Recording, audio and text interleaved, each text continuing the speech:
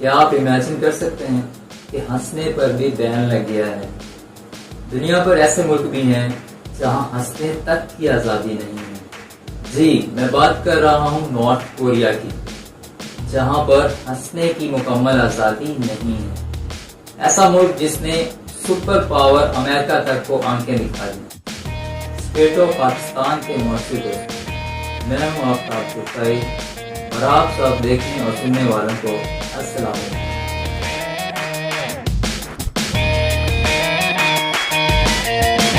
North Korea अब भी उन चंद ममालिक में से एक है जहां पर डेमोक्रेसी नहीं है, जहां अभी भी राजा महाराजों वाला दौर चलता है, यानी बाप दादा से बेटे को विरासत में सल्तनत मिलती है।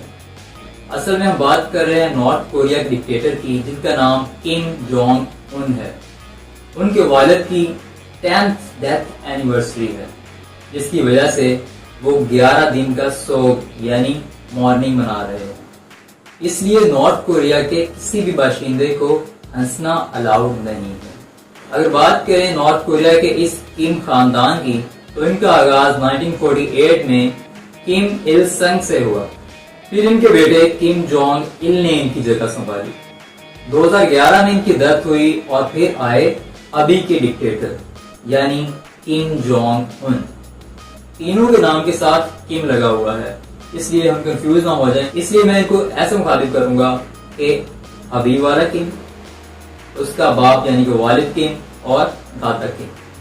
2011 की बात है कि अब वाले किम यानी किम जोंग उनके वालिद की हार्ट अटैक में डेथ हो जाती है।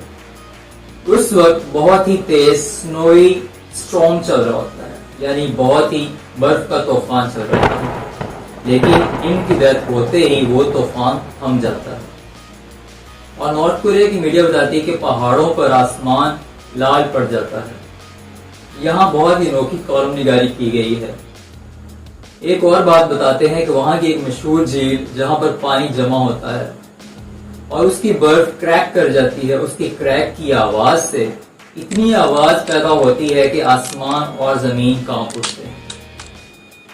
आप शायद इन बातों पर डाउट करें, लेकिन वहां के लोग कोरियन सेंट्रल न्यूज एजेंसी पर सवाल नहीं उठा सकते। बच्चों को पता है अगर किसी ने इन पर सवाल उठाया तो वो सीधा किम पापा के पास मिलने जाएगा। खैर, ये उनकी 10वीं डेथ एनिवर्सरी है और हर साल 10 दिन का सोग मनाया जाता है, लेकिन इस दफा 11 दिन का सोग मनाया जा रहा है, क्योंकि इस दफा 10वीं डेथ एनिवर्सरी है। एक नॉर्थ कोरियन के मुताबिक इन 10-11 दिनों में हंसना तो मना है ही, लेकिन उसके साथ शराब पर भी मुकम्मल पाबंदी होती है और तमाम लेजर एक्टिविटीज पर बैन है। अगर इन 10-11 दिनों के दरमियान में आपका बर्थडे आता है तो समझिए आप अपना बर्थडे नहीं मना सकते। बर्थडे हो या फिर कोई भी खुशी का मौका, आप इसको सेलिब्रेट नहीं कर सकते। इस पर मुकम्मल तौर पर बैन है। ये मैं मजाक नहीं कर रहा, ये वहां के रूल्स हैं। अगर इन 11 दिनों में आपकी फैमिली में किसी की डेथ हो जाती है तो आप जोर जोर से रो नहीं सकते, क्योंकि इन 11 दिनों में शोर करना यानी ऊंची ऊंची रोना भी अलाउड नहीं है। मतलब अवाम की किसी भी फर्द के फौत होने से, उनकी डेथ होने से हुकूमत को कोई फर्क नहीं पड़ता, क्योंकि उनके किम पापा जो हैं उनकी 10th एनिवर्सरी चल रही है। लेकिन जहां मुझे एक बात अच्छी नहीं लगी, मैं क्रिटिसाइज करना चाहूंगा कि किम पापा के लिए 10 दिन मॉर्निंग टाइम फिक्स कर दिया गया, लेकिन किम दादा के लिए सिर्फ 1 हफ्ता। Can you imagine, only 7 days। क्या आपको नहीं लगता कि किम दादा जो हैं वो ज्यादा सीनियर हैं, बुजुर्ग हैं, तो उनको ज्यादा टाइम पीरियड मिलना चाहिए, उनकी ज्यादा रिस्पेक्ट होनी चाहिए। यू कैन इमेजिन, अब वाले किम ने अपने पापा किम के नाम पर एक फ्लावर का नाम रख दिया है, लेकिन किम दादा के लिए कुछ भी नहीं। क्या ये नाइंसाफी नहीं है? इसके साथ आपको एक और बात बताता चलूं कि अब वाले किम को एक बात बिल्कुल नागवार गुजरती है। एक दफा ऐसा हुआ कि उन्होंने लेदर जैकेट पहनी हुई थी। जब अवाम ने देखा तो उन्होंने उसी तरह की लेदर जैकेट पहनना शुरू कर दी। इन बातों को लेकर अब वाले किम जो है काफी इनसिक्योर फील करते हैं।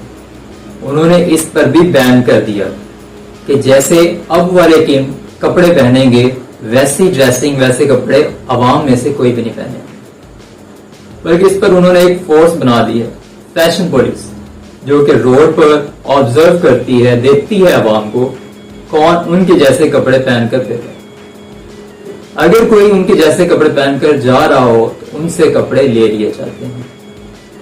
आप सबके लिए, मेरे लिए ये बहुत ही अजीब रूल्स हैं, लेकिन नॉर्थ कोरियन अवाम के लिए ये बिल्कुल कॉमन चीज है। उस अवाम का ब्रेन वॉश किया गया है। अब वाले किम उनके रोल मॉडल हैं।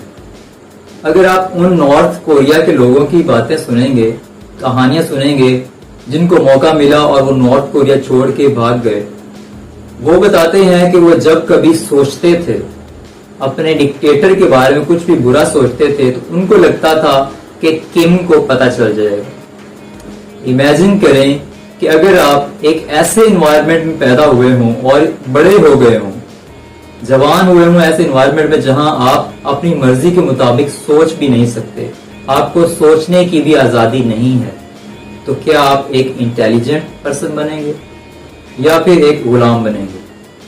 तब क्या आप अपने काम में अपना दिमाग लगा सकते हैं या वो भी गवर्नमेंट से पूछ के करना पड़ेगा? वहां की आवाम को लगता है कि अब वाले किम या फिर उनके जो दादा, उनके वालिद किम हैं, वो दिलों को, दिमाग को पढ़ सकते हैं। इतना डर उनके दिमाग में रखा गया है, इतना ब्रेन वॉश किया गया है।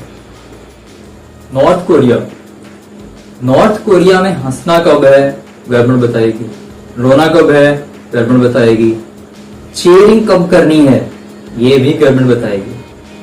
आप मुझे कमेंट करके सजेशन दे सकते हैं कि अगली वीडियो मुझे किस टॉपिक पर बनानी चाहिए। तब तक के लिए अपना ख्याल रखिएगा। अल्लाह हाफिज़।